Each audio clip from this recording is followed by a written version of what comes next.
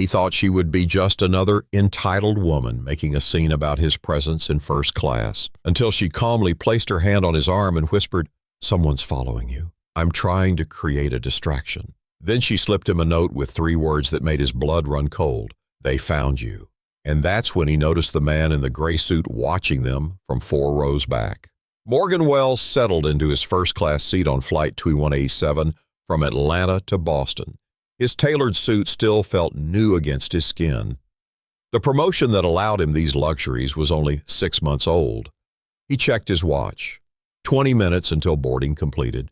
He placed his laptop on the small table, already thinking about the presentation he needed to finish. The pharmaceutical conference wouldn't wait. The click of heels announced her arrival before he saw her. Eleanor Blackwood approached their row, designer carry-on gliding behind her. Everything about her screamed old money and privilege. Pearls around her neck, perfectly styled silver hair, clothes that cost more than most people's monthly rent. Her steps faltered when she spotted Morgan. Her lips tightened into a thin line. Morgan had seen that look before, too many times to count. Eleanor set her bag down with unnecessary force and took her seat beside him. She didn't speak, didn't acknowledge him, just sat rigidly, staring straight ahead. Morgan kept typing. This wasn't his first rodeo. The flight attendant, Jessica, approached with a practiced smile. "Can I get either of you a pre-flight beverage?" "Sparkling water, please," Morgan replied. Eleanor didn't answer immediately. Her eyes darted around the cabin before landing on Jessica. "I need to speak with you, privately." Jessica's smile faltered slightly. "Is everything all right, ma'am?" "No." Eleanor's voice was clipped. "It's about the seating arrangement." Morgan's jaw tightened. "Here it comes." Jessica glanced between them, understanding dawning in her eyes. "I'll be right back with your water, sir." She leaned closer to Eleanor. "If you'd like to discuss something, we can step into the galley." Eleanor nodded sharply and followed Jessica. Morgan watched them from the corner of his eye. Eleanor was gesturing emphatically, her back to him. Jessica's expression shifted from polite to concerned to firm. Across the aisle, a businessman pretended to read his magazine, clearly eavesdropping. 2 rows ahead, a woman whispered to her husband, eyes darting back toward Morgan. He focused on his laptop again. Don't engage. Don't react. He'd learned that lesson the hard way. Eleanor returned moments later, face flushed. She sat stiffly, avoiding eye contact. Jessica appeared with Morgan's water and a tight smile. "Everything's fine, sir. We'll be taking off shortly." But Eleanor wasn't done. Her fingers drummed against the armrest. Her breathing grew shallow. Her eyes kept scanning the cabin, landing repeatedly on a flight attendant at the front. Morgan could feel the tension radiating from her. He shifted slightly away, giving her more space. It didn't help. 5 minutes passed in uncomfortable silence before Eleanor pressed the call button. A different flight attendant approached this time, younger, newer. "How can I help you, ma'am?" Eleanor leaned forward, lowering her voice. "I need to change seats, immediately." "I'm sorry, ma'am, but we're preparing for takeoff. Everyone needs to remain seated." "You don't understand." Eleanor's voice hardened. "I cannot sit here." The flight attendant glanced at Morgan, confusion evident on her face. "Is there a problem with your seat?" "It's not the seat." Eleanor's words hung in the air. The atmosphere shifted. Passengers nearby stopped pretending not to listen. Morgan's stomach knotted. He'd experienced this too many times, yet it never got easier. The young attendant seemed unsure how to respond. "I'll get my supervisor." Jessica returned moments later, expression carefully neutral. "What seems to be the issue, Ms. Blackwood?" Eleanor's voice dropped even lower, but not enough. "I don't feel safe." The words landed like a bomb. Jessica's posture stiffened. "Ma'am, can you clarify what you mean by that?" Morgan closed his laptop. There was no point pretending to work anymore. The familiar weight of eyes on him grew heavier. The whispers around them grew louder. "I just don't feel comfortable," Eleanor insisted. "I think it would be better if one of us moved." Jessica's jaw tightened almost imperceptibly. Ms. Blackwood, are you suggesting that Mr. Wells has done something inappropriate? I'm not suggesting anything, Eleanor replied. I'm simply expressing concern for my personal safety. A man across the aisle scoffed audibly. A woman 3 rows back had her phone out, pretending to text, but clearly recording. Jessica squared her shoulders. Ms. Blackwood, Mr. Wells is a ticketed first-class passenger in his assigned seat. Unless you can provide a legitimate reason why he poses a threat, I cannot and will not ask him to relocate. Eleanor's face reddened. This is ridiculous. I'm a platinum member. I've flown over 2 million miles with this airline. And we value your business, Jessica replied evenly. But so is Mr. Wells's. Eleanor's voice rose. Are you refusing to accommodate a passenger who feels threatened? The cabin had gone silent. All pretense of not listening had vanished. Morgan felt sick. He'd planned to keep quiet, to not make a scene, but something in him snapped. Ms. Blackwood, he said, his voice low but steady, I understand you're uncomfortable.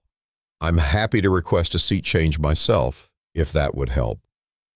Jessica shook her head. That won't be necessary, Mr. Wells. No, it's fine, Morgan insisted. I don't mind. I do mind, Jessica interrupted. No passenger should have to move because of unfounded accusations. Eleanor's face contorted with indignation. How dare you imply? I'm not implying anything, Jessica said. I'm stating facts. Mr. Wells has done nothing wrong. The standoff stretched for several uncomfortable seconds. Then Eleanor reached into her purse. The tension in the cabin ratcheted up another notch. Morgan's muscles tensed, preparing for, he wasn't sure what. Eleanor pulled out a leather wallet, flipped it open, and held it up. A gold badge gleamed under the cabin lights. FBI counterterrorism, she said quietly. And right now, you're interfering with an active operation. Morgan stared at the badge in disbelief. FBI counterterrorism. His mind raced, trying to make sense of Eleanor's sudden revelation. The cabin had gone completely silent. Every passenger frozen, watching the scene unfold. Jessica, the flight attendant, recovered first. Ma'am, if there's a security situation, we need to— What you need to do, Eleanor cut in, voice now commanding, is return to your station and act normal. You've already drawn enough attention. Jessica hesitated, clearly torn between protocol and the authority of the badge in front of her. Eleanor leaned closer to Morgan, her voice barely audible. There's a man 4 rows back, gray suit, red tie. Don't look now. He's been following you since Atlanta. Morgan's skin prickled. He wanted to turn around to see this supposed threat, but years of corporate training had taught him to stay calm under pressure. He kept his eyes forward. I don't understand, he whispered. Why would anyone be following me? Eleanor slipped the badge back into her purse. The pharmaceutical conference. You're presenting on XR27, aren't you? Morgan's blood ran cold. XR27 was his company's experimental cancer treatment. The research was groundbreaking and highly confidential. How do you know about that? We've been monitoring threats against your research team for weeks, Eleanor replied. 2 of your colleagues have already been approached by foreign operatives. We believe you're next. Jessica still hovered nearby, unsure what to do. Everything's under control, Eleanor told her firmly. But I need you to ensure no one leaves their seat once we're in the air, especially the man in 6C. Jessica nodded slowly, then walked away, glancing back over her shoulder. The other passengers had lost interest now that the confrontation seemed resolved. They returned to their books and devices, though whispers still circulated. Morgan's mind was spinning. Why the act? Why pretend to be a racist Karen? Eleanor's lips quirked in a humorless smile. Needed to create a distraction, draw attention to us rather than him, make him think his cover was still intact. Morgan risked a quick glance behind them.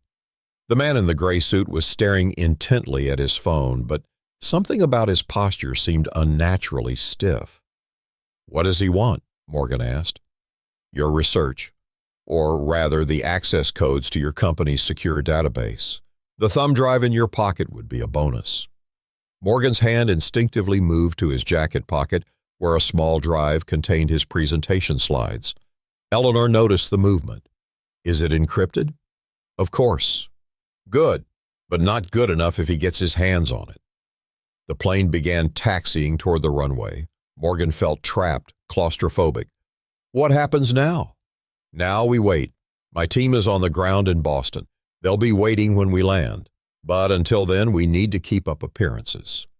And what appearance is that exactly? Eleanor's expression hardened. You, the dignified black executive enduring racial prejudice. Me, the entitled white woman making a scene. It's an act he'll believe because people like him expect to see the world through those lenses. Morgan felt a surge of anger. So I'm just a prop in your operation? No, Eleanor replied, her voice softening slightly. You're the asset we're protecting. Your research could save millions of lives. That makes you a target. The plane accelerated down the runway, pressing them back into their seats. Morgan stared straight ahead, mind racing through implications. The FBI doesn't typically provide personal security for corporate researchers, he observed. Eleanor's expression revealed nothing. This isn't typical research. The plane lifted off the ground, Boston-bound with a suspected foreign operative on board. Morgan knew she wasn't telling him everything. The pharmaceutical conference was competitive, sure, but corporate espionage requiring FBI intervention? Something bigger was happening. Tell me the truth, he demanded quietly. What makes XR-27 worth all this? Eleanor was silent for a long moment. Finally, she slipped a small envelope from her bag and passed it to him. Your team doesn't know the full application of what they've created, she whispered.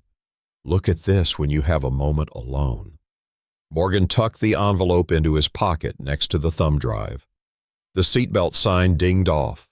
Movement stirred throughout the cabin as passengers adjusted in their seats. He's watching us, Eleanor murmured. Has been since we started talking. I need to give him something to see. Before Morgan could ask what she meant, Eleanor stood abruptly. Excuse me, she announced loudly.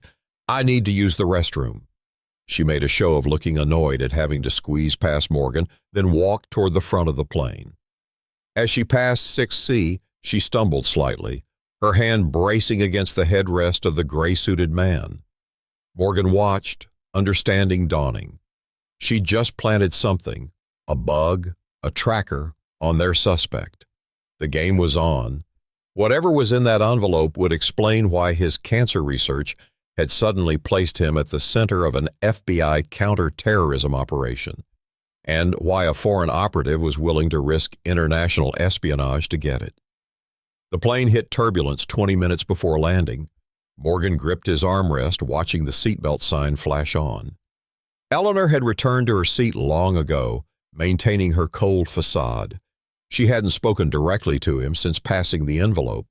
That envelope now burned in his pocket, still unopened. The man in the gray suit had visited the bathroom twice. Each time his eyes had lingered on Morgan a beat too long.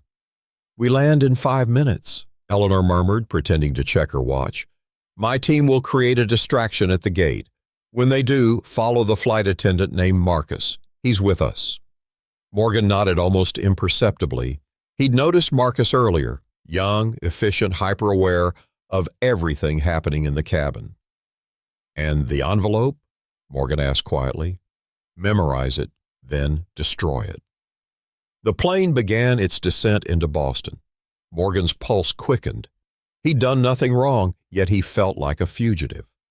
Finally, he slipped the envelope out, shielding it from view. Inside was a single photo, an electron microscope image of what appeared to be his cancer drug binding to something. But the molecular structure wasn't human tissue, it was a biological weapon. The realization hit him like a physical blow. His cancer research wasn't just medical, it was the only known neutralizer for a bioweapon. The captain's voice crackled over the intercom. Ladies and gentlemen, we're beginning our final approach to Boston Logan International. Local time is 4:17 p.m. Please remain seated until we reach the gate. Morgan slipped the photo back into the envelope. His hands trembled slightly. Eleanor noticed. Now you understand. My team doesn't know, do they? No, your company received defense funding through shell corporations. The treatment for cancer is real. That was never a lie. But its other application is classified at the highest level. The plane touched down with a slight jolt, tires screeching against tarmac. Morgan stared straight ahead. And if he gets the research? Then a terrorist organization gets the ability to deploy a biological agent without fear of countermeasures, Eleanor replied coolly. Millions could die. The plane taxied slowly toward the terminal. Passengers began gathering their belongings despite the illuminated seatbelt sign. In row 6, the man in the gray suit remained perfectly still, watching them in the reflection of his phone screen. Get ready, Eleanor whispered as the plane stopped at the gate. The seatbelt sign dinged off. Passengers stood quickly, eager to deplane. Remember, Eleanor added, whatever happens, stay with Marcus. Morgan nodded, gathering his laptop and bag. The cabin door opened. Passengers began filing out. Then it happened. A commotion erupted at the front of the plane. A woman screamed. A flight attendant rushed forward. Medical emergency, someone called out. Is there a doctor on board? Passengers froze, craning their necks to see. The man in the gray suit stood, using the distraction to move toward the exit. Marcus appeared at Morgan's side. Sir, could you come with me? We have a situation requiring your assistance. Morgan stood, following the flight attendant toward a crew door near the cockpit. A quick glance behind showed the man in the gray suit changing course, pushing against the flow of passengers to follow them. Eleanor stepped into his path, accidentally spilling her water bottle across his chest. Oh my goodness, I'm so sorry, she exclaimed loudly, making a show of dabbing at his suit with tissues. The man tried to push past her, but 2 large passengers had stopped to help with the medical emergency, effectively blocking the aisle. Morgan disappeared through the crew door with Marcus into the secured area of the jetway. 2 men in dark suits waited. Mr. Wells, FBI, you're safe now. The crew door closed behind them just as angry shouts erupted from inside the plane. They've got him, one agent said, touching his earpiece. Operation complete. They hurried Morgan through service corridors, bypassing the crowded terminal. No one spoke until they reached a secure room near the tarmac. Inside, a laptop displayed security footage. On screen, 3 agents handcuffed the man in the gray suit while Eleanor supervised, her Karen persona completely gone. Agent Blackwood is one of our best, the lead agent told Morgan. When we learned about the threat, she volunteered to play a role she knew would create the perfect cover. Morgan watched as Eleanor, Agent Blackwood, directed the operation with calm authority. What happens now? He asked. We debrief you, ensure your research is secure. Then you'll receive a full briefing on its applications. Morgan nodded. The weight of responsibility settled on his shoulders. On screen, Agent Blackwood looked directly at the camera and nodded once. Mission accomplished.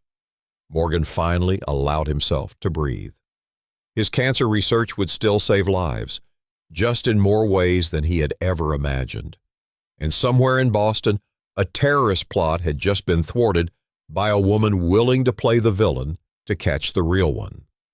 If this story made you think about judging people too quickly, hit the like button and subscribe for more stories that twist your expectations. Do you think you could spot an undercover agent in real life? Let us know in the comments below.